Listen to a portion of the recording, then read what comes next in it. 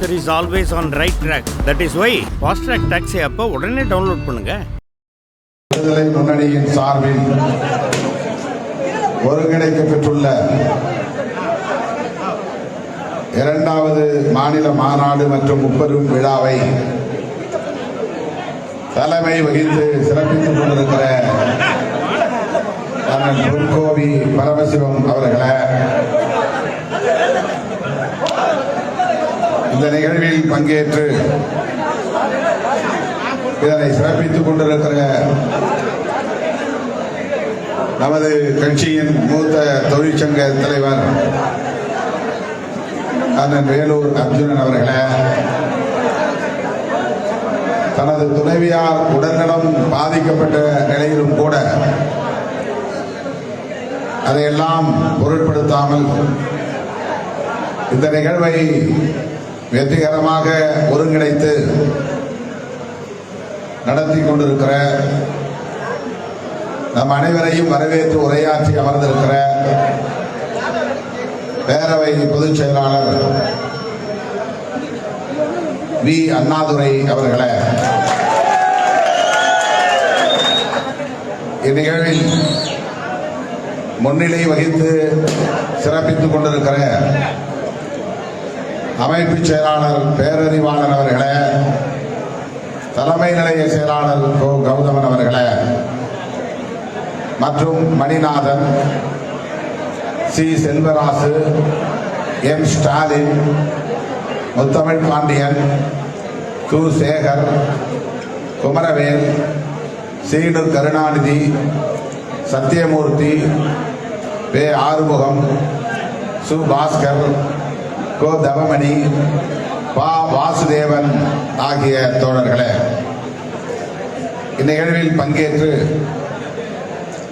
வாழ்த்துறை வழங்கி அமர்ந்திருக்கிற திராவிட முன்னேற்ற கழகத்தின் குடந்தை சட்டமன்ற உறுப்பினர் அண்ணன் முனைவர் கா அன்பழகன் அவர்களே, காங்கிரஸ் பேரியக்கத்தின் மூத்த தலைவர்களில் ஒருவர் அண்ணன் டி ஆர் லோகநாதன் அவர்களே,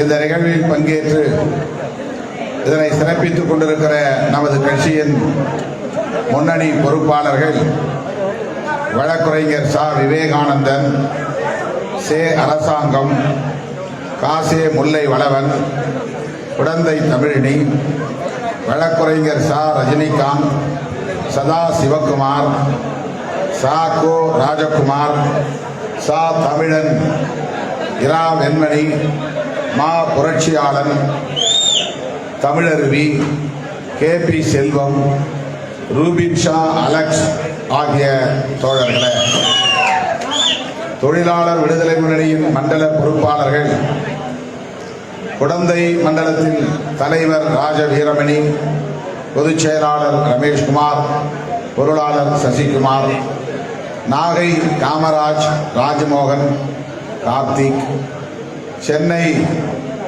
பொன்கோவி Paramasivam, Ko Gauthaman, Su Thirunavukkarasu, Kanchipuram Bhaskar, Gavaskar, Chandrababu, Salem Ezhumalai Kannan Jayapal, Dharmapuri J Mathu, Veera Mahendran, C Senthilkumar, Cuddalore Satheeshkumar, Su Sankar, Le Ravichandran, Villupuram Pon Panneerselvam, Ko Srinivasan, Ira Suresh, Vellore R Murugaraj Suresh, Lakshmipathy, Vinayagamoorthy, Kovai S Ramasamy, R Sekar, S Jayakumar, Dindigul Ira Hakkim, Mu Kathiresan, we Dharmar ஆகிய தோழர்களே,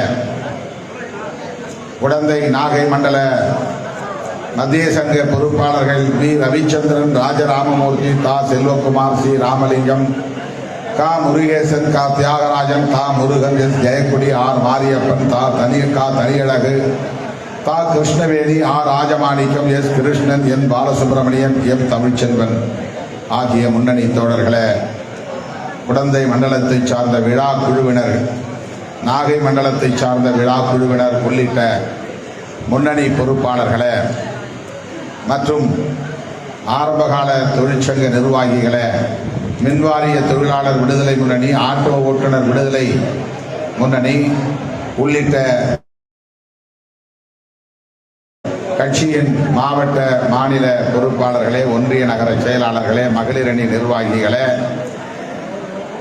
நாடாளுமன்ற தொகுதி செயலாளர் இளந்தென்றன் அவர்களே, தஞ்சை தெற்கு மாவட்ட செயலாளர் அரவிந்த்குமார் அவர்களே, மன்னை ரமணி, அமுதா இனியன், தமிழ் ஓவியா, பாத்திமுத்து, திவ்யா, சுஜாதா, செம்மலர், சக்தி கதிர், தேவி திருமா, வினோதா, பால சரஸ்வதி, செம்மங்குடி கவிதா உள்ளிட்ட இயக்கத்தின் முன்னோடிகளே, பேரவையின் பொருளாளர் இரா பிரகாசம் அவர்களே, மற்றும் இந்த நிகழ்வில் பங்கேற்று இதனை சிறப்பித்துக் கொண்டிருக்கிற நமது இயக்கத்தின் மூத்த பொறுப்பாளர்களே, தொழிற்சங்கத்தின் முன்னோடிகளே, திரளாக கூடியிருக்கிற என் உயிரின் உயிரான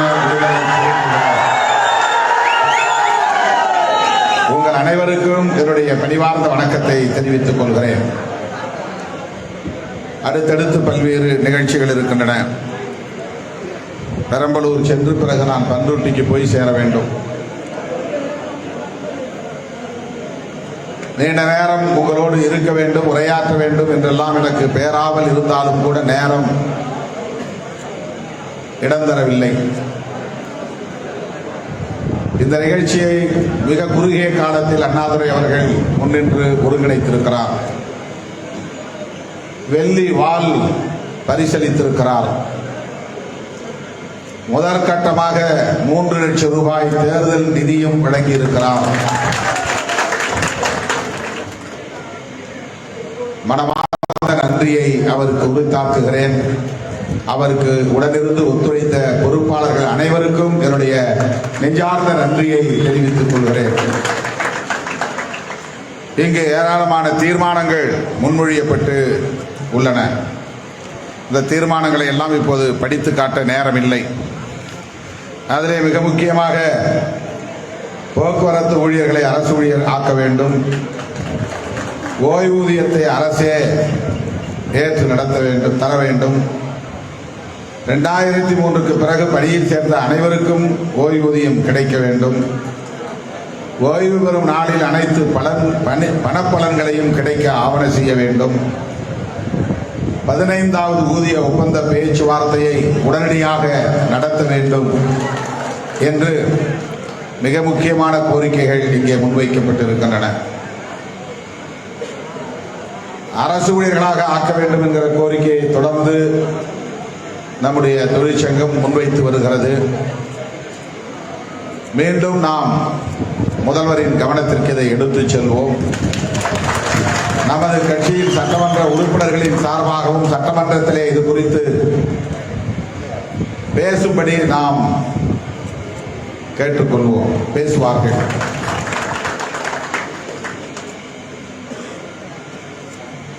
எனது அருமை தோழர்களே, தொழிற்சங்கம் ஒற்றுமையாக இருக்க வேண்டும் என்பது குறித்து இங்கே அண்ணன் வேலூர் அர்ஜுனன் அவர்கள் பேசினார்.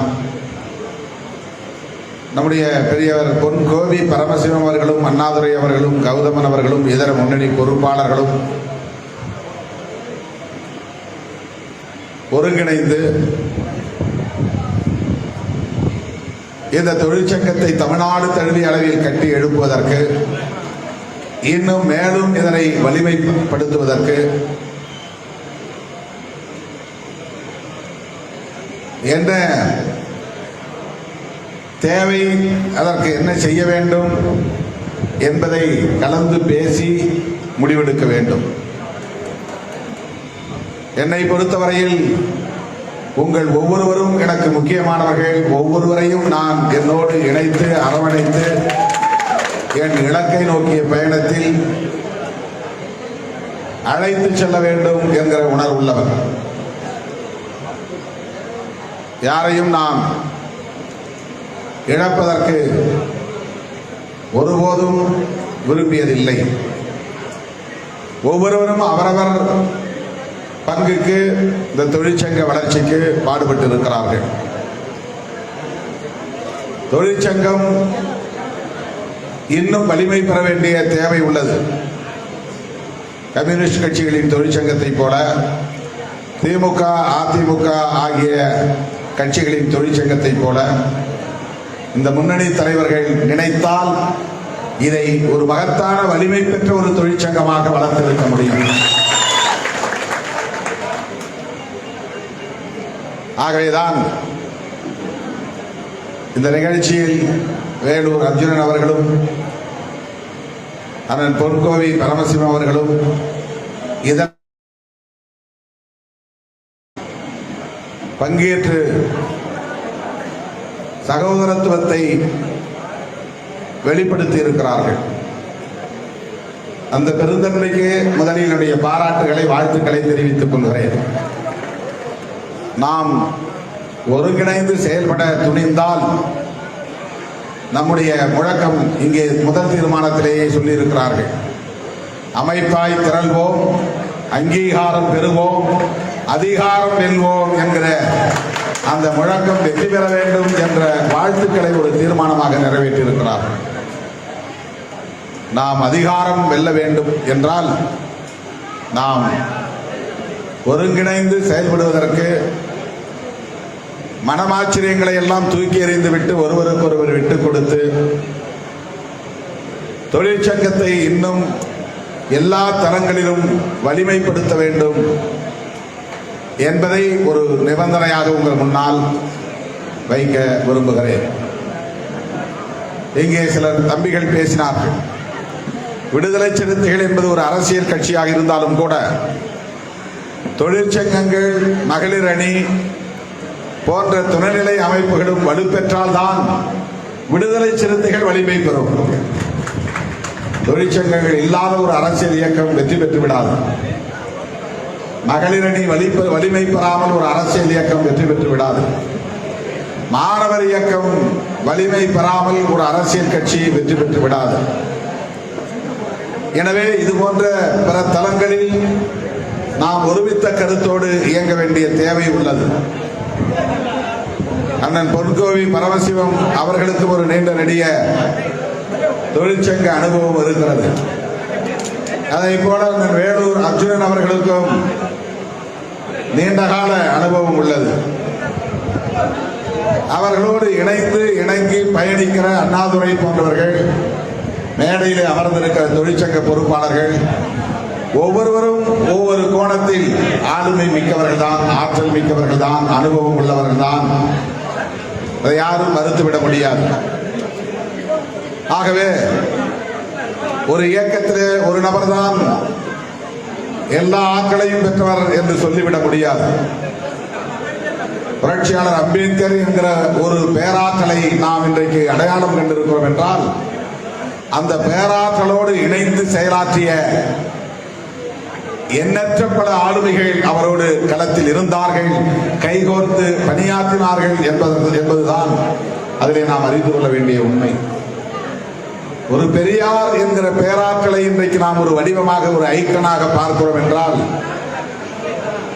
அவரோடு நூற்றுக்கணக்கான பேராற்றல் மிக்க தலைவர்கள் அவருக்கு உற்ற துணையாக இருந்தார்கள் என்பதுதான் இன்றைக்கு அவர் ஒரு வடிவமாக நம் முன்னால் உயர்ந்து நிற்பதற்கு காரணம்.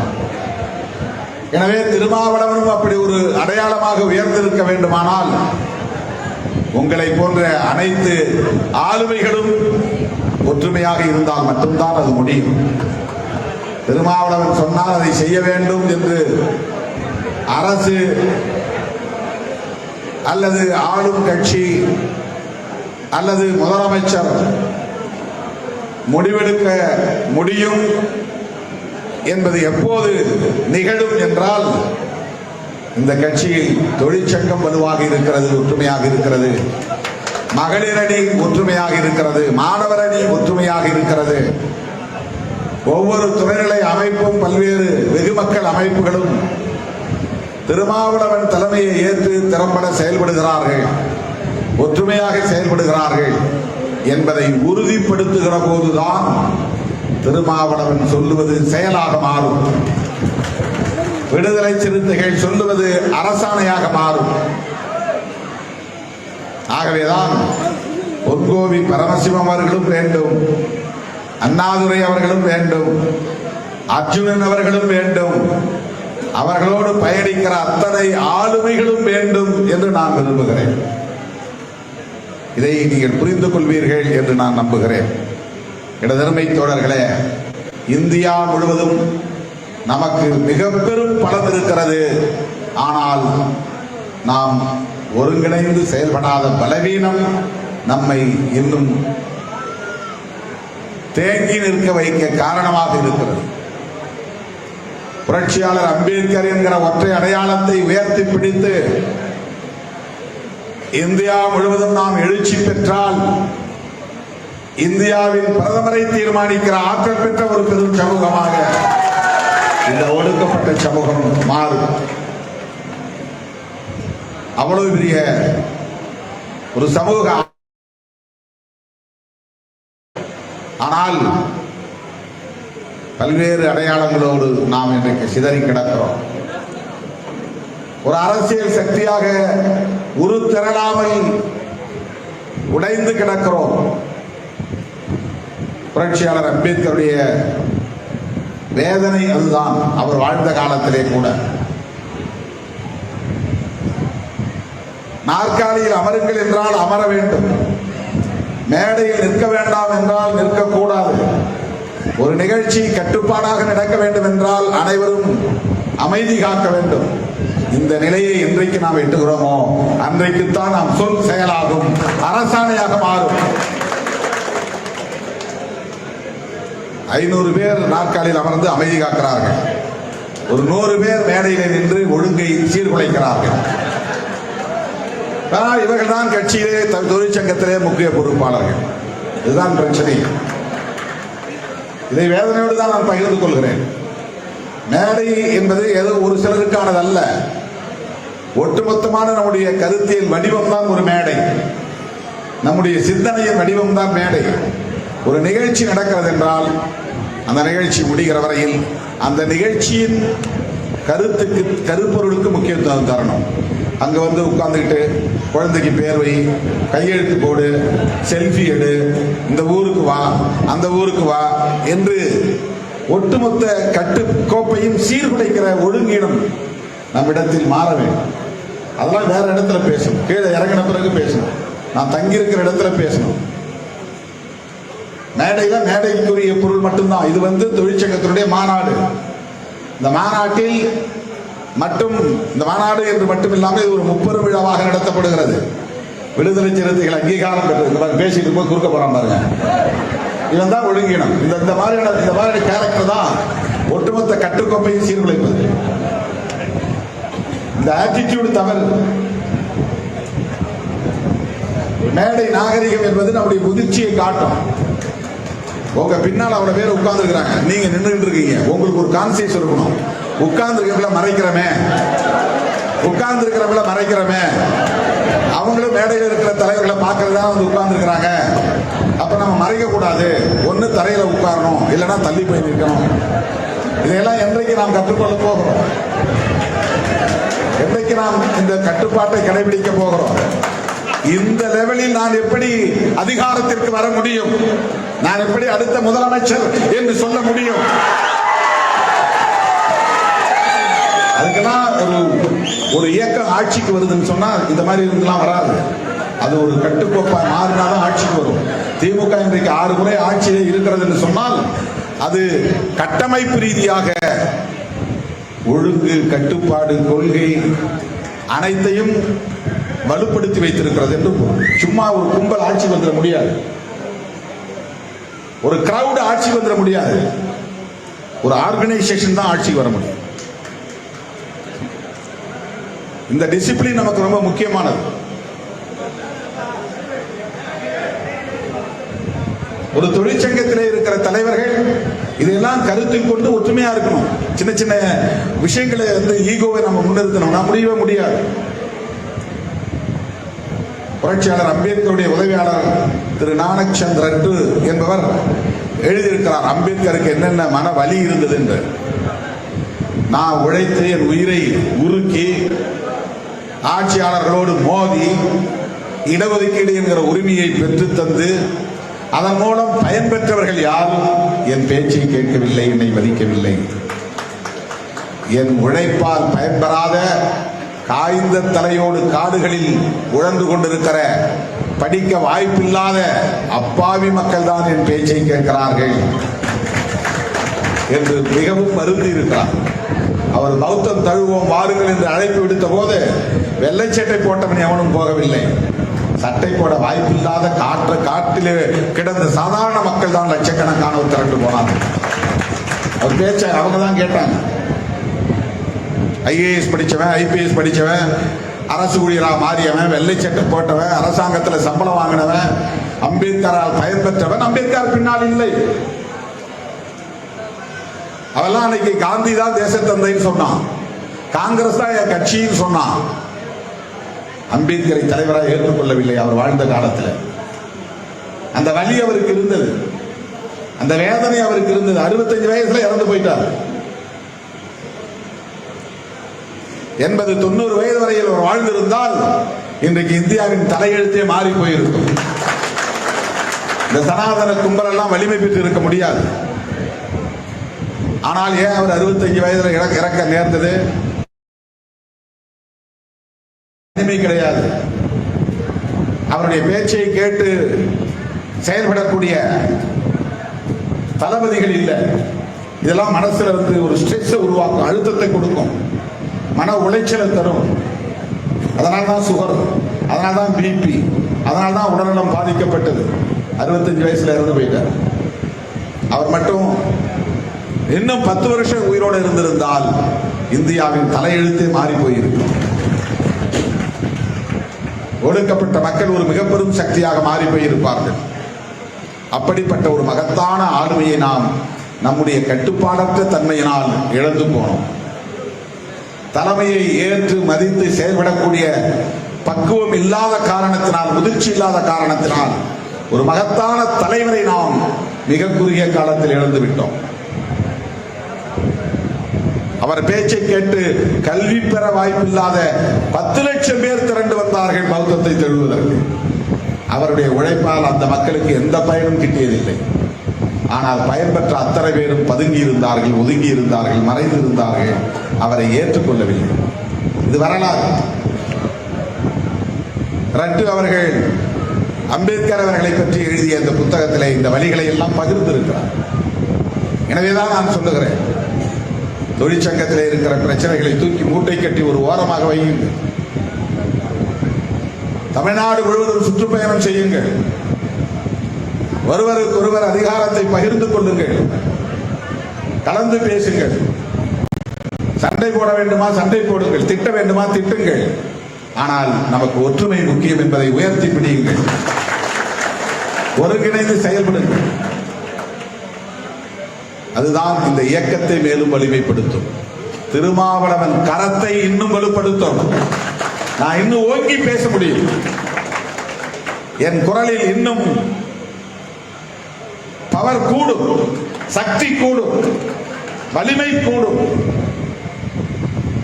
உங்க பஞ்சாயத்தையே பண்ணிக்கிட்டு இருந்தா இழந்து போகும், சோர்ந்து போகும்.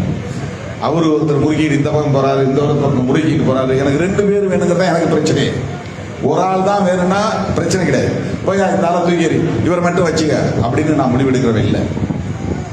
ஏன்னா ஒவ்வொருத்தருக்கும் ஒவ்வொரு பங்களிப்பு இருக்கு, ஒவ்வொருத்தருக்கும் ஒவ்வொரு அனுபவம் இருக்கு. உங்களுடைய உணர்வுகளை மதிக்க வேண்டும்ங்கிற உணர்வு எனக்குள்ளே இருக்கு. நான் மோடுமுட்டித்தனமா முடிவெடுக்க முடியாது. என்ன மதிக்கிறவங்களை மட்டும்தான் நான் வச்சுவோம் கூட. நான் சொல்ற பேச்சு கேட்கறவங்க மட்டும்தான் எனக்கு வேணும், மற்றவங்களாம் எனக்கு தேவையில்லை அப்படின்னு நான் தூக்கி எறிகிற ஆள் இல்லை. என்னை விமர்சித்தாலும் கூட அவங்களுக்குன்னு ஒரு கான்ட்ரிபியூஷன் இருக்கு, அதை மதிக்கணும் அப்படின்னு நான் நினைக்கிறேன். என்னை ஏற்றுக்கொள்ளாதவரை கூட அவன் ஏதோ ஒரு வகையில் உழைச்சிருக்கான், அதனால தான் அவன் கோவப்படுறான் அப்படின்னு நான் நினைப்பேன். அதுதான் எனக்கு இருக்கிற பிரச்சனை. எனது அருமை தோழர்களே, தமிழகத்தில் தவிர்க்க முடியாத ஒரு அரசியல் சக்தி விடுதலை சிறுத்தைகள் கட்சி. அது சமூக தளத்திலும் அரசியல் தளத்திலும் எவ்வாறு வலிமை பெற்றிருக்கிறதோ அப்படி தொழிலாளர்கள் தரப்பிலும் இன்னும் பிற தளங்களிலும் இது வலிமை பெற வேண்டும். தொழிலாளர் விடுதலை முன்னணி என்பது வேறு, போக்குவரத்து கழக தொழிற்சங்கம் என்பது வேறு. போக்குவரத்து கழக தொழிற்சங்கம் தொழிலாளர் விடுதலை முன்னணி என்கிற தொழிற்சங்கத்தில் ஒரு அங்கம். தொழிலாளர் விடுதலை முன்னணியில் பல தொழிற்சங்கங்கள், நூற்றுக்கணக்கான தொழிற்சங்கங்கள். எப்படி திமுகவுக்கு தோமுசாவோ, எப்படி அதிமுகவுக்கு அண்ணா தொழிற்சங்கமோ, எப்படி கம்யூனிஸ்ட் கட்சிகளுக்கு CITU, AITUC என்கிற பொதுவான தொழிற்சங்கங்கள் இருக்கின்றனவோ, அப்படி விடுதலை சிறுத்தைகள் கட்சிக்கு LLF என்கிற தொழிலாளர் விடுதலை முன்னணி தமிழ்நாடு தழுவிய பல நூற்றுக்கணக்கான தொழிற்சங்கங்களை உள்வாங்கிக் கொண்ட ஒரு தொழிற்சங்கம். அதுல போக்குவரத்து தொழிற்சங்கமும் ஒரு உறுப்பு இயக்கமாக இணைக்கப்பட்டிருக்கிறது. எனவே இந்த வேறுபாடுகளை புரிந்து கொண்டு அதன் அடிப்படையில் நீங்கள் இணைந்து செயல்பட வேண்டும் என்கிற வேண்டுகோளை வைத்து இந்த மாநாட்டில் நிறைவேற்றிய அத்தனை தீர்மானங்களையும் ஆதரித்து வாய்ப்புக்கு நன்றி கூறி முடிக்கிறேன். நன்றி, வணக்கம்.